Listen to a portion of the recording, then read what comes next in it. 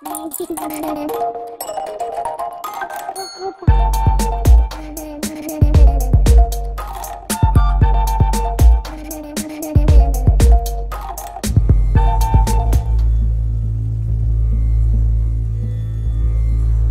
নামদার, হুমায়ুন আহমেদ, পর্ব 23।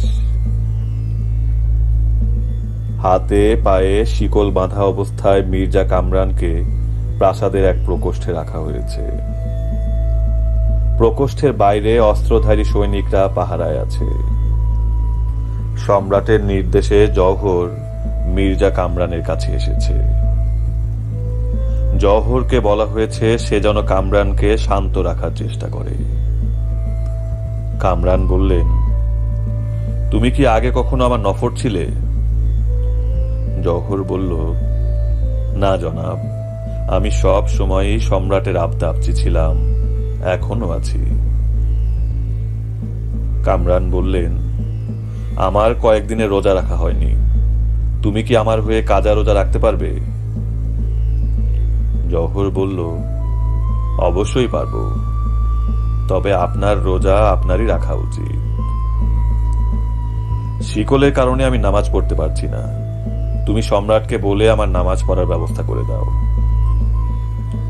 জওহর বললেন, ইশারায় নামাজ পড়ার বিধান আছে, আপনি ইশারায় নামাজ পড়ুন। আরে বুরবাক, ইশারায় নামাজ না হয় পড়লাম, ইশারায় অজু করব কিভাবে?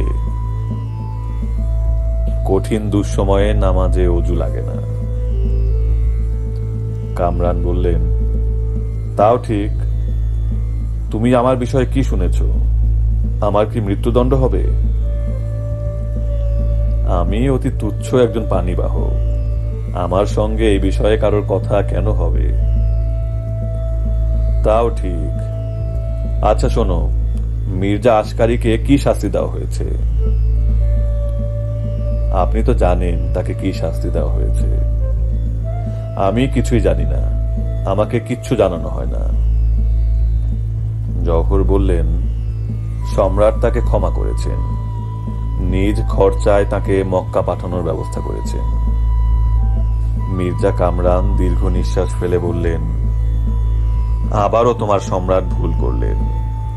সে যে মক্কা থেকে ফিরে আসবে না এবং সৈন্য সংগ্রহ করবে না, এই নিশ্চয়তা কি? আমি সম্রাট হলে তাকে মক্কা পাঠাতাম, তবে আগে চোখ তুলে নিতাম। জওহর বলল, কেউ কারো মতো না। তা ঠিক, আমাকে কবে সম্রাটের কাছে নেওয়া হবে তুমি কি তা জানো? জনাব, আমি আপনাকে আগেই বলেছি আমি একজন তুচ্ছ আবদাবচি। মির্জা কামরান বললেন, তুচ্ছ মাঝে মাঝে অত্যন্ত গুরুত্বপূর্ণ হয়। এই বিষয়ে একটা শের শুনতে চাও? আপনি শোনাতে চাইলে আগ্রহ নিয়ে শুনব। মির্জা কামরান বললেন, ধুলার একটি তুচ্ছ কণা চোখকে অচল করে দিতে সক্ষম। জওহর বলল, অতি উত্তম শের, মারহাবা। তোমার সম্রাট হুমায়ুনের শের কি আমার চেয়ে উত্তম? দুজনের শের বিবেচনার যোগ্যতা আমার নেই জনাব। কামরান বললেন, তোমার যোগ্যতা পানির মশক বগলে নিয়ে ঘোরাঘুরিতে সীমাবদ্ধ। জওহর বলল, এক একজনের কাজ এক এক রকম। মির্জা কামরান বললেন, অনেকক্ষণ তোমার সঙ্গে বকবক করেছি, আমার মাথা ধরেছে, তুমি বিদায় হও। জওহর ঘর থেকে বের হওয়ার প্রায় সঙ্গে সঙ্গেই প্রধান কারারক্ষী মির্জা কামরানের ঘরে ঢুকল। কামরান বললেন, আমাকে কি মৃত্যুদণ্ড দেওয়া হয়েছে? প্রধান কারারক্ষী বললেন, না, সম্রাট আপনাকে জীবন ভিক্ষা দিয়েছেন। শুকর আলহামদুলিল্লাহ, তবে আপনার চোখ তুলে নেওয়ার সিদ্ধান্ত হয়েছে, আপনাকেও পাঠিয়ে দেওয়া হবে মক্কায়। হতভম্ব কামরান বললেন, চোখ কখন তোলা হবে? এখনই। আমি কি আমার ভাইয়ের সঙ্গে দেখা করতে পারবো না? না, আপনাকে দেখলে আপনার ভাই দুর্বল হয়ে যাবেন, আপনার শাস্তি মওকুফ হয়ে যেতে পারে, তাই তা কেউ চাচ্ছে না। মির্জা বললেন, কেউটাকে? প্রধান কারারক্ষী বললেন, কেউ এর মধ্যে সবাই আছেন। আপনার নিজের মা মহামান্য গুলরুখ বেগমও আছেন। মির্জা কামরান বললেন, আমাকে নিয়ে চলো, চোখ তোলো। মির্জা কামরানের চোখ উৎপাটনের একটি প্রত্যক্ষদর্শী বিবরণ জওহরের বইয়ে আছে। এই রোমহর্ষক বিভৎস বর্ণনা বাদ থাকুক, ছোট্ট একটা অংশ বলা যেতে পারে।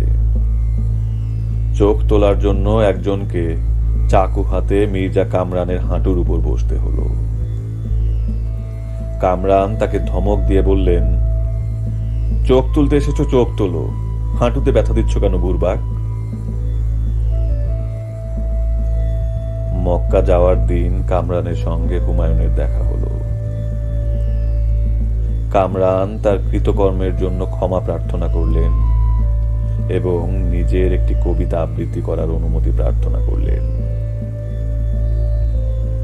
সম্রাট বললেন, ভাই, তুমি কবিতা পড়ো। মির্জা কামরান দীর্ঘ কবিতা আবৃত্তি করলেন। কবিতাটির শুরু এরকম: মাটির ভাণ্ডে অমৃত ধারণ করা যায় না।